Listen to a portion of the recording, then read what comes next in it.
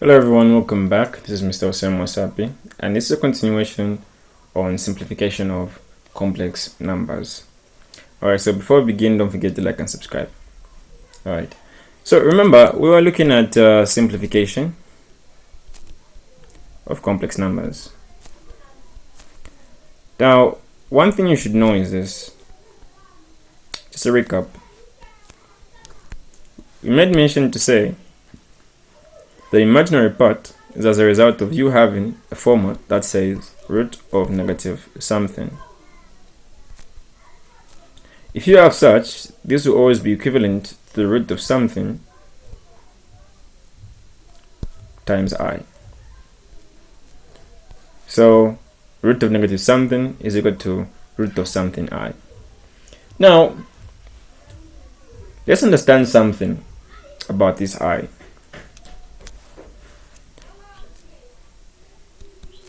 I is equal to root of negative 1, which implies that if you have I squared, this will give you negative 1. And if you have I to the third, or cubed, this will give you negative I. And if you have I to the fourth, this will basically give you what? 1. Now, these 4 pointers are very important for you to know under complex numbers.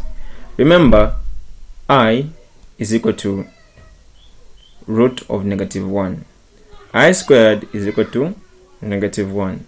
I cubed is equal to negative I, and I to the fourth is equal to 1.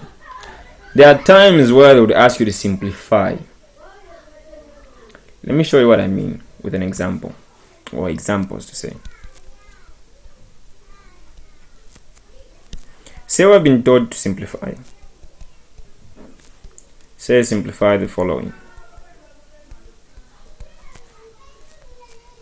So basically, if you have, say question 1 is I to the 6, you have to look at means of simplifying this I to the 6. According to indices, we know that a to the n times a to the m is the same as a to the n plus what? M. So you can manipulate this I to the 6. So through manipulation, remember that I is just the root of negative what? 1. And I squared is just what? Yes, negative 1. Then I cubed is equal to negative I, and I to the fourth is basically 1. So now, what i's can you factor out from the I to the 6? Others would say, let me get I to the fourth times I to the what? Second. And others would also try and get something else, such as I to the third times I to the third, which will not really be as simple as we want it to be. So writing I to the fourth times I to the second is basically more simple, or simpler than any other, because this will give us I to the fourth is 1 times I to the second will give us what? Negative 1. So it's like we're multiplying 1 times negative 1, which basically give us negative 1. And this is simplified in the simplest form we can actually think about. Say we have I to the 8. This can be broken down into a different format. Remember, the indices, we know that if we have a to the n times that, same as a to the n times what? M, like that. Very simple and straightforward. Okay, so I can basically destroy this in a manner where I could write I to the fourth times what? 2, which would give us I to the fourth is 1 squared, which would give us what? 1. Then if you have question 3 that says, maybe let's give it a big number, let's say 12. You can still do the same. That's if you want.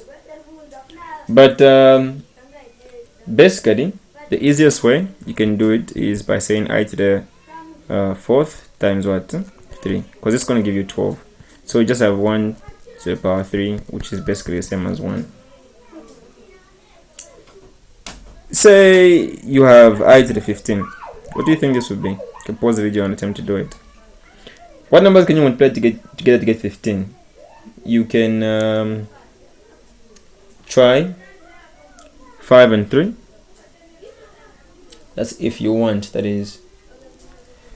So if you want, you can do an easy manipulation by saying, I know that I to the fourth will give me 1 times 3 will still give me 1, so I have like 12 now, times saying I to the third. So basically I have 1 to the third times, what's I to the third is negative I.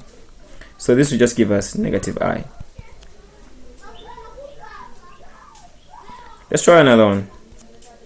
Say we have I to the 29.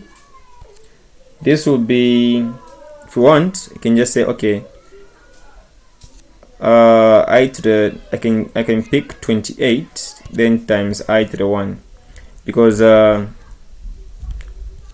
can actually go into 28. So this will be 1 times I, which will just be I. The last example will be of this manner.